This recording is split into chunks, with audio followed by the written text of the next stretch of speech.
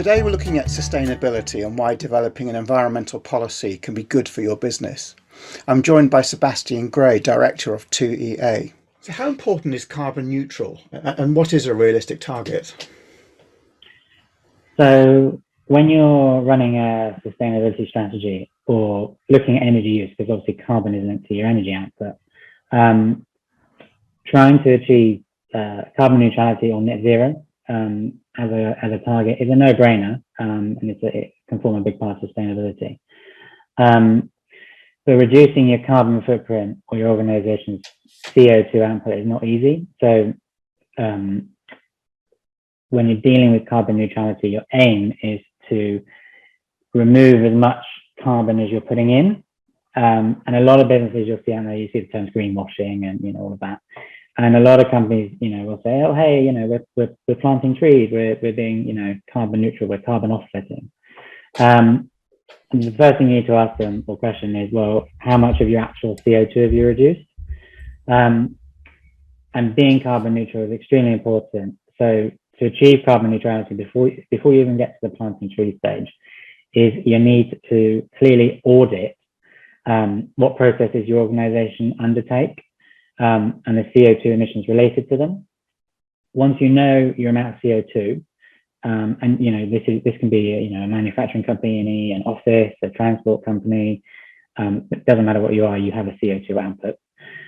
Once you know how much CO2 output you produce, you can then look at ways of reducing it.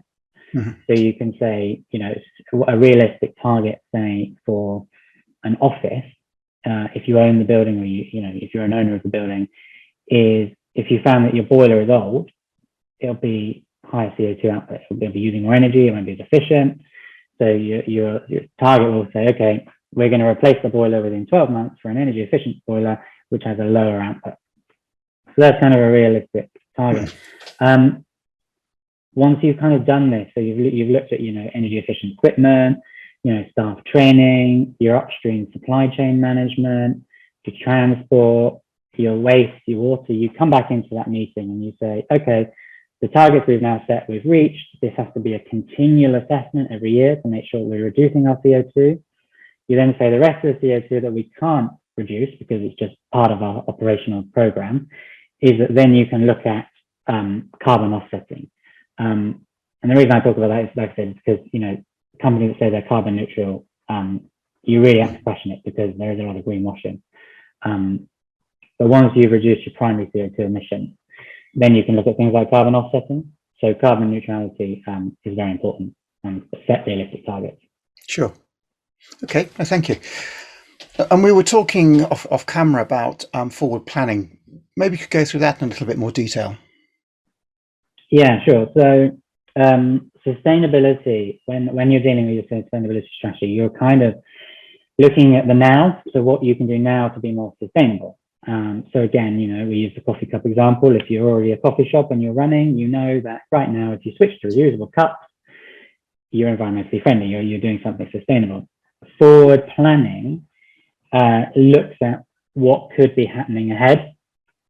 So you would look at creating things like anticipatory issue management tools or models. And those can be as complex or as simple as you like, where you can sit down and you can, come up with an idea of what you may think will be happening. And there's a great life cycle analysis, which will be on screen. It is from the 1990s, but it's a really simple one by Deborah Anderson.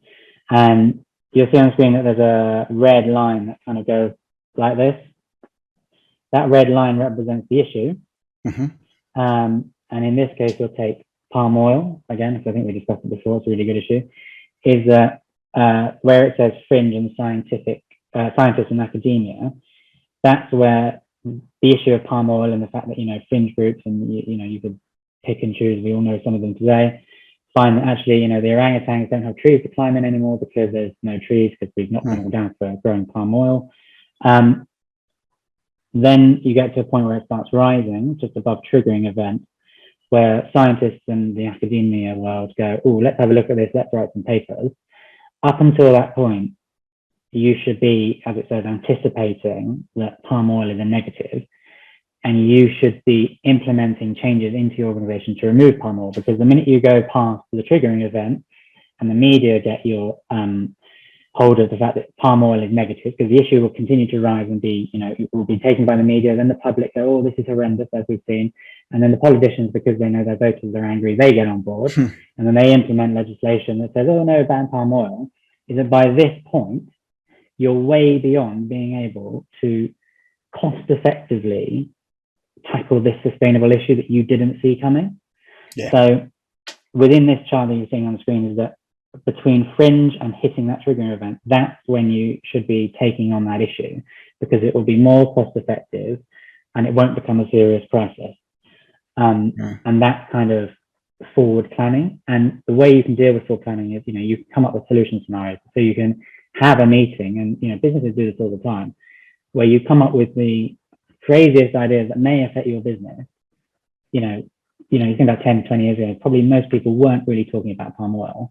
But if you'd said back then, well, let's look at palm oil, you probably would have actually, during the fringe to interest group, tackled it in time to not have a media backlash that you're still using palm oil. Because if you didn't, by the time you get to the media and the public, it's going to be really costly because you're still using palm oil. Yeah. So forward planning is always all about thinking about what could affect your business and how it could affect your business, and preparing for it and creating a model that people can continually adapt and use and add to. And some of these things that you may come up with are, they may never happen, but to be fair, to say and sorry in this world, it is needed. So given what's happening with climate change, do you think legislation will increase?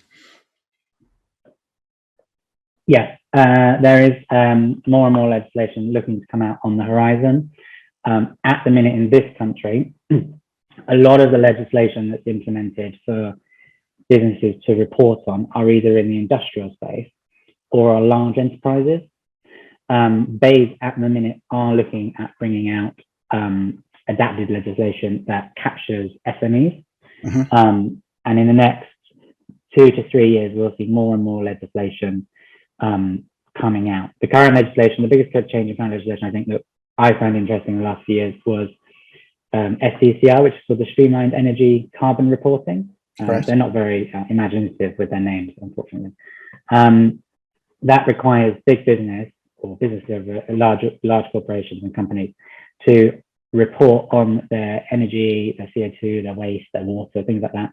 And that report goes into the company's account, which goes to Companies House. So you can go on Companies House now, and you can look at how a business is performing from an environmental perspective. And that is now a mandatory piece of legislation.